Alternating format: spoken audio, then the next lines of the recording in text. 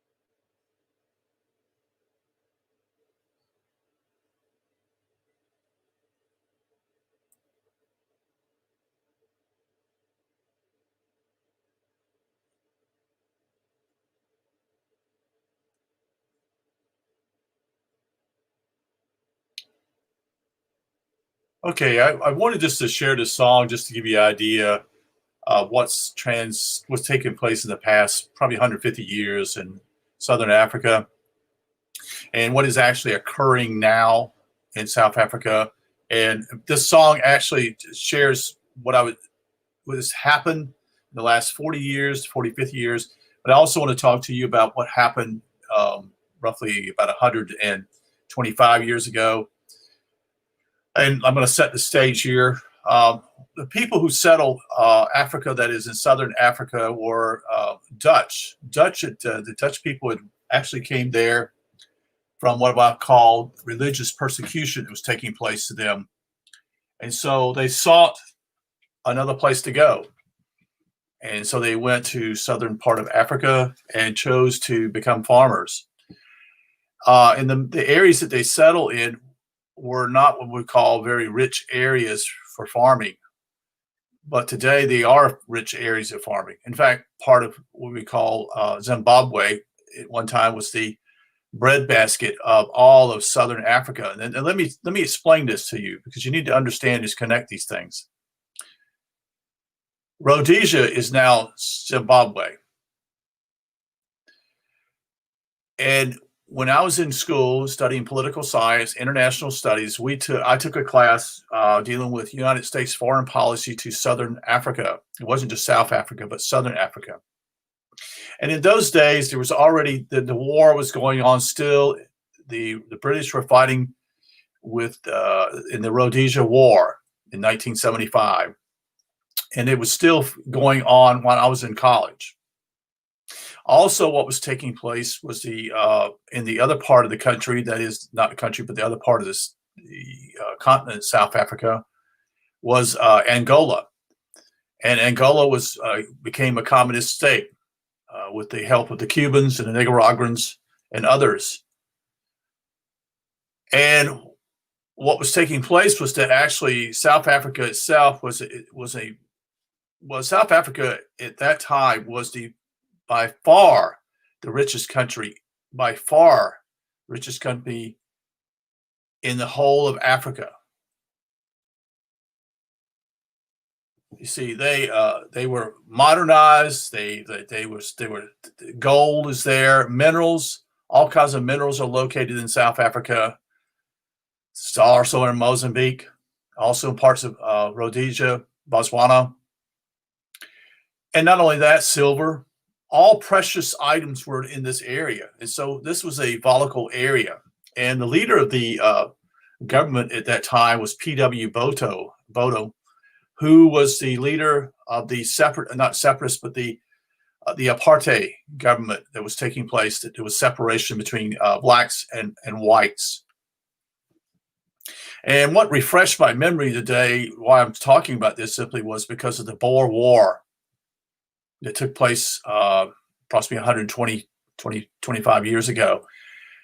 And that was when Cecil Rhodes was involved. You know, the Rhodes Scholars, you know, that's named after Cecil Rhodes. Cecil Rhodes was one of the richest men, philanthropists in the late 1800s, and actually had done well. And part of this is what I'm trying to connect to simply is that roughly in the 1870s, 1880s, they discovered gold in these areas of the Orange State and parts of the Dutch area, which was further to the north.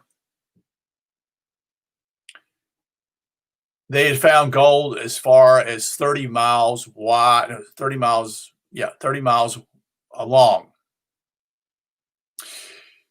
By within 6 or 8 years, close to 10 years, I should say, they were producing more gold from this area of the world than the United States, which at that point, the United States was considered the largest gold, not producer, but actually mining.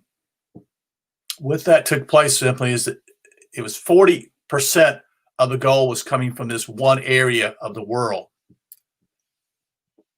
So this whole area changed dramatically because gold is, you can buy a lot of things with gold. And what transpired was simply is that the Cecil Rhodes wanted this area. Southern Africa was actually growing.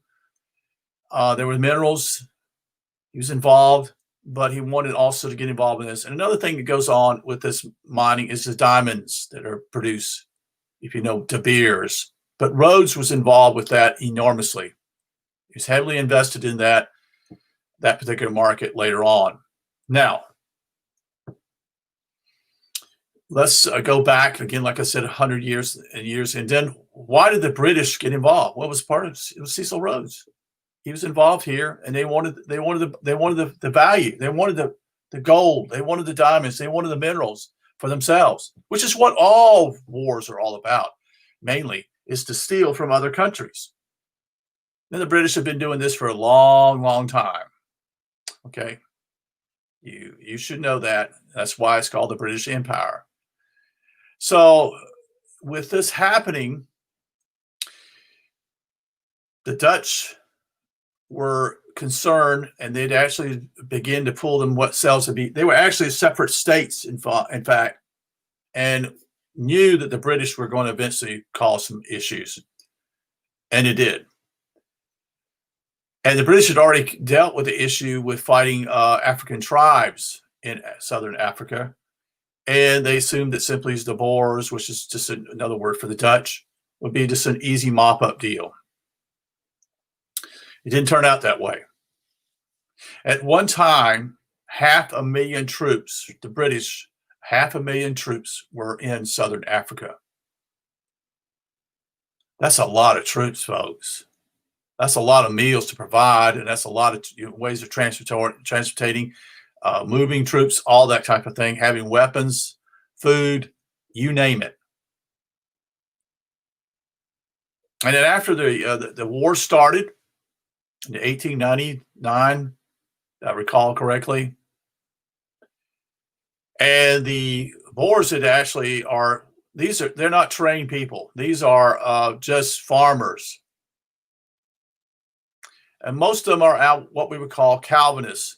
They are what we call Dutch Calvinists who sought religious freedoms. And that's why they left the Netherlands, the Dutch areas of Europe.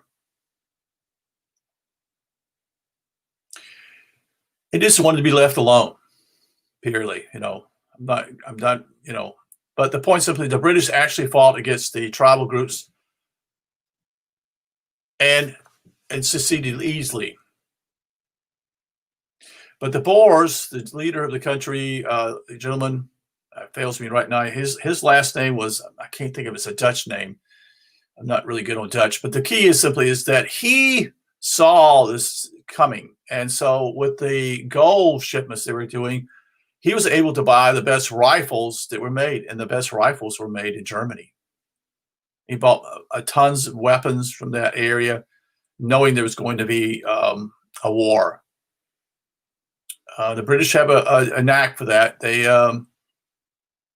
seize things, they take it, and they have a navy, and that navy was used simply for that purpose of taking from other countries and for them to benefit. After all, we know that the city of London is not any. It has nothing to do with Britain. It's its own deal as to where all the banking is done throughout the whole world. And we know the other two major cities are Washington, D.C., which is the military power of the world. And we know that the papal state, that is the Vatican, is the religious center of the world. And we know, if you follow some history, you can understand it simply is that the Vatican basically took over basically under King John after that. But I did a series on that with the Magna Carta. So you need to be aware of that. And basically what happened was with that is that I talked about this, the allodial title to land was forfeited after this. So at one time, they tell us the opposite in history. They tell us the Magna Carta is the time that everybody becomes free. Wrong. It's the opposite. It's when everybody lost their land in England. Let's see, and the allodial title. Let me get back to the story here. So what transpires here is that the British send some troops down and are humiliated. I mean, they are in the first 6 months, they are hanging on just to survive. And they have a hard time winning this war because these people who are fighting against them are determined because they're fighting for their homeland. They're fighting for their farmlands. They're fighting to be free. They don't want to be bothered by these people. You see? You know, the United States does the same thing. The United States does the same thing. We go into Libya and destroy it. Oh, he's a bad guy. How do we know he's a bad guy? Just because the media tells you he's a bad guy? Bullshit. They lie to you all the time and you swallow it. So what happens simply is this. We know that simply is that they bring in troops from not only from England, they bring troops from Canada, they bring troops from India, Australia, and New Zealand. So there are men coming from all over the world to fight in Southern Africa. Do you follow me? And so eventually, if you know, like here in the summertime, here is wintertime in the lower part of the Southern Hemisphere. So it's always the opposite. So it's winter now here in America and all of Europe and China and Russia, while in the southern part of the world it's now summer. And some parts of South Africa are so similar to what I would call like I visit California. Some of it's just like desert. It's just not arable land. It's just not good land to grow anything at all. You see, but it is a mineral-rich area of the world. Notice something else if you see this. The United States were not a part of this. If you go back even further back, of all the countries that were involved in, in Africa, and they split it all up. In other words, you remember that? You remember the colonial powers? They would go in and they partition everything up. We know certain parts of, we know that Britain was involved. We know that the Dutch were involved. We know that the French were involved. We know that the Germans were involved, and even the Spanish were involved to take from other countries. Just come in and take it, and they usually would put either their man in, that is someone from France or Britain or wherever, or they would have someone who's in that country that's reputable, and they would just simply pay him to be the leader. That's why you have certain parts of Africa, like the western part. Yeah, the western part is pretty much all, they speak their own language, dialect, but they also speak French. And you go in certain other parts of the area, like you go in the southern parts of Africa, South Africa, Zimbabwe, Botswana, Namibia, Mozambique. Some of those areas are all to do with English language. Then you go into Rwanda, and certain parts there, they speak German. And I take that back. Angola was also a German country that was taken over. So that they spoke German. You see. And so this was all divvied up for their use. And it's a sad story, as I was relaying here with the music earlier, was that simply is that it's now South Africa. Zimbabwe is the leader there. I can think of his name. Had been in rule. He had been in power for over 25 years, I think it's been. And I can't think of his name. And he just recently got thrown out of office about a year and a half ago. And Zimbabwe's a mess, a complete mess. See, they ran out to all the farmers that were there. There were dairy farmers, there were wheat farmers. They're gone, and most of those were English. So they sold the people there a lie that they need to get their land back. And so what happened was simply is they got their land back, and they don't know how to farm. They don't know how to deal with dairy. None of that in Zimbabwe. You see. Most of the railroads that were put in southern Africa and all these countries was either from the British or the Germans they put those lines in to deal with what I would call the mining or the minerals that were there. And eventually the world caught on to this and shamed them. Eventually that stopped. And then we have the sad story of Zaire, which used to be Congo, and what the Dutch did to them. The leader, I can't think of his name, the prime minister, who forced the people there, all of them, to work.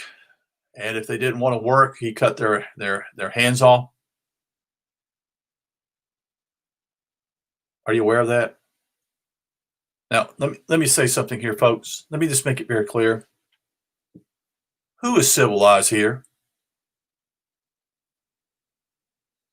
Tell me, who is civilized? It sure isn't the West, is it? Sure isn't the Europeans neither, is it? How they inflicted pain. So once you lost your hands, and somewhere even cut their feet were cut off.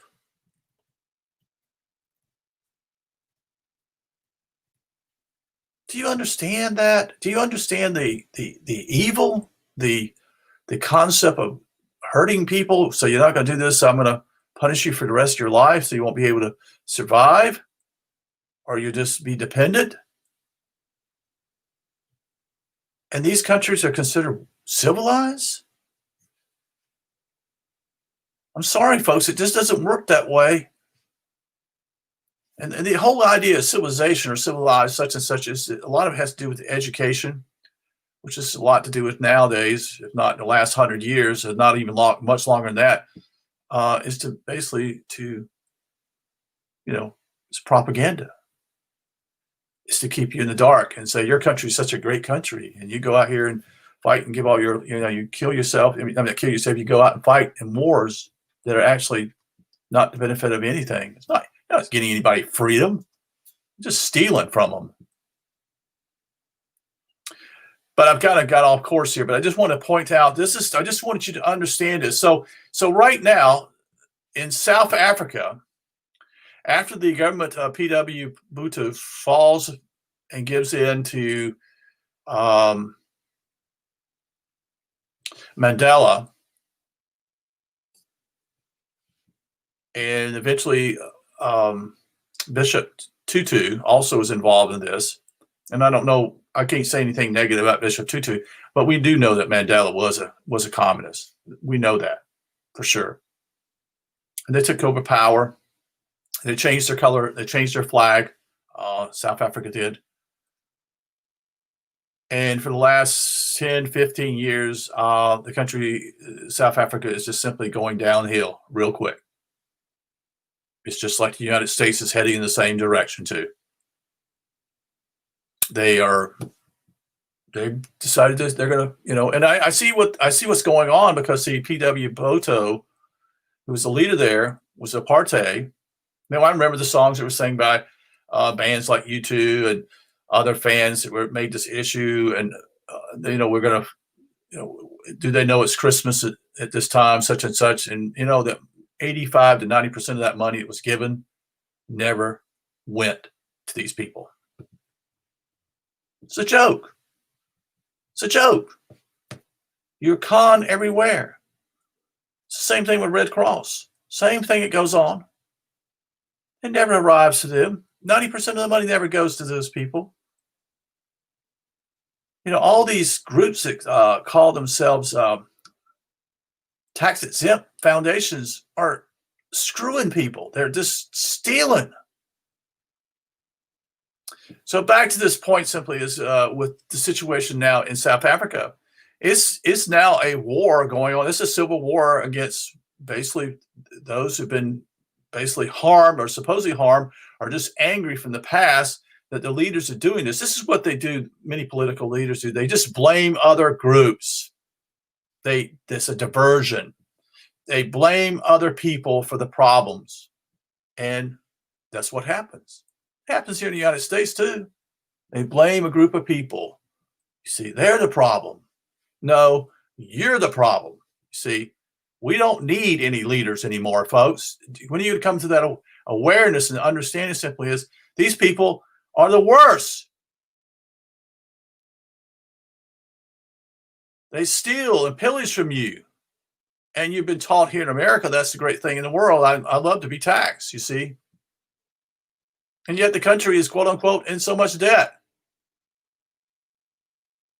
But back to the situation here in South Africa. So right now, there's a war going on with rural Dutch farmers, those in South Africa. And this was a couple years ago. They asked for help. That is the white Dutch Afrikaners. That's what they call it. This is an Afrikaner. An Afrikaner means simply it's a Dutch. It's a language that is basically has Dutch in it, English in it, and also parts of the black languages there. So it's all a mix of languages. So it's just the way it works. Because see, the Dutch have been there the longest, and then when the English came there and conquered and took those areas, then that became their English language. And plus, they brought in the black languages. So they asked for help and actually asked people, the prime minister in Australia about 2 or 3 years ago, for help. He first said yes, and then he got reprimanded basically from those around him in his government to say no. So he said, oh, I'm sorry, I can't do this. So guess who gets them? These South African farmers. Well, most of them are now going to Russia. Russia, they can use them. And I don't think Trump said some things, and they never did anything, which is usually true. of what our leaders do. They just say things because it sounds good, but they never do anything. So it's just all talk. So what's happening simply is there are white Dutch farmers now being killed from the other group. Do you see the cycle here? Do you see it? The hate, what takes place.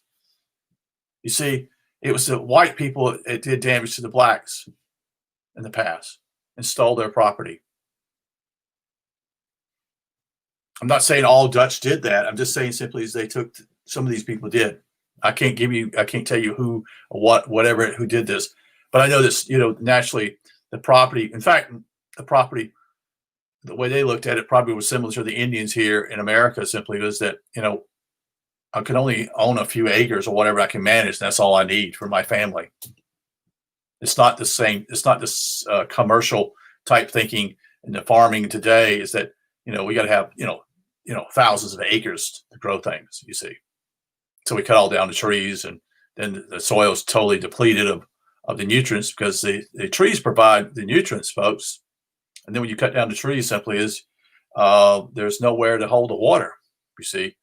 So, and then eventually those areas will go back to, could it be desert? I think it could be, because it no longer can hold the water, and then it doesn't rain there anymore. You see, there's nothing green there, vegetation. So it reciprocates, you see. And it's the same thing that's happening right now in South Africa.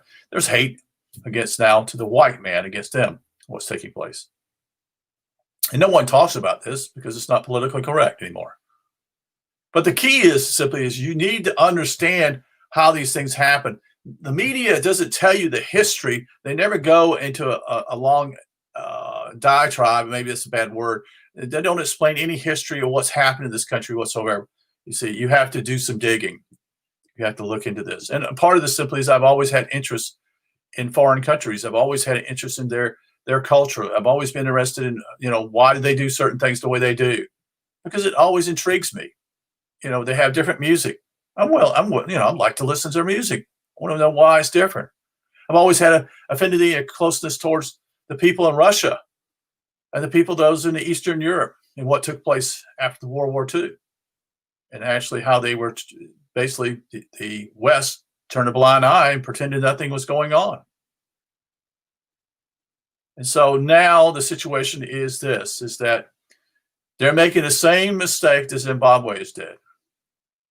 Actually, Zimbabwe is now, I've heard, is wanting them to come back, some of these farmers, but they're not going to come back because most of these people lost everything.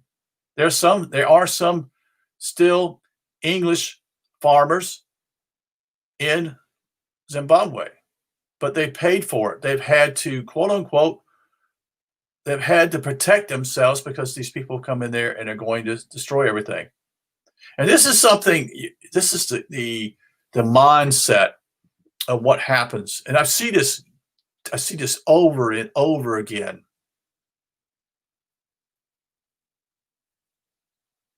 Is that people destroy their own infrastructure, their own businesses, they don't even take it out on the people who even do the wrong. They're just pointed to this situation over here and they say, these are the people that did it wrong. Go get them. And so that's what happens. It took place in Zimbabwe. And it's also taking place in South Africa. And so the infrastructure now in South Africa is deteriorating.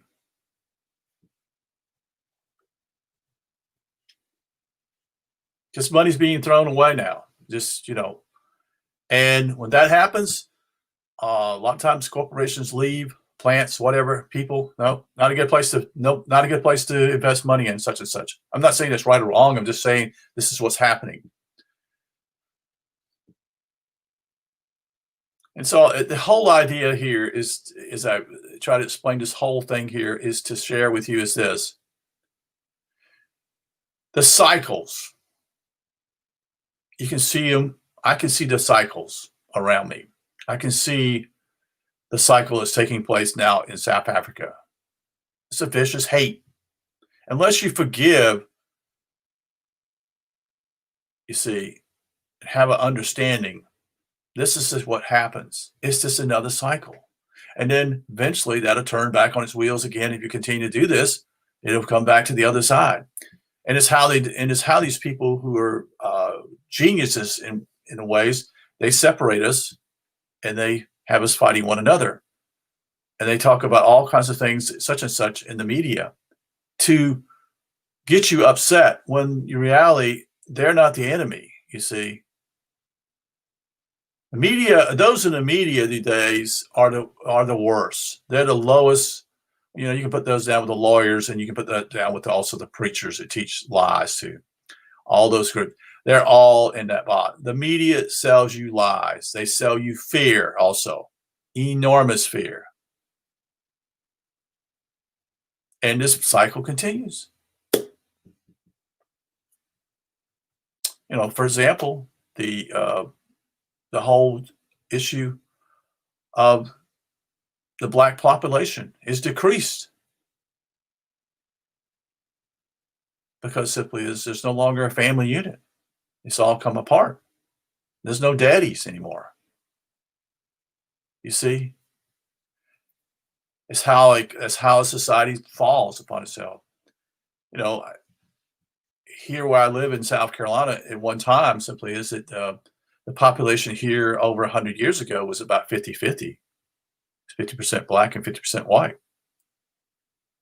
And then what's happened since then, and the blacks at that time they were proud. And the people who sold them this stuff and told them this and blamed them were the people you see on the TV, like, you know, Sharpton, Al Sharpton, and Reverend Jesse Jackson, these guys, just telling people these things, stories. In reality, simply is they're lying to them because they get money from somebody else to do this. You know, they're pimps. You see, they promote something. They promote something that's not true, and to destroy everything, destroy the families. You know, and abortions. What abortions? Well, it's highest. It's highest in the black community. It's the highest, you know, and so this is what's happening. And so you see this whole thing, and it's really sad. And I've kind of got off, but I just, you know, I wanted to share this with you guys because we're seeing history repeat itself again and again. And all you got to do is look over to the Zimbabwe, and they've had this for the last 30, 35 years. And Mugabe is his name. That's who I'm trying to think of. Robert Mugabe is the former leader of Zimbabwe. And he's been in power, like I said, for probably 30 years. Got help. And, you know, was given help mainly such and such. And in fact, the Zimbabwe money got so bad that they would only take dollars. No one wanted Zimbabwe. They had these large bills being, you know, $10,000, and they were totally worthless. That's inflation, you see. So I appreciate you listening. If you've got any comments or questions, I'd be glad to help you, or glad to try to answer the questions tonight. I appreciate you listening, but the point simply is that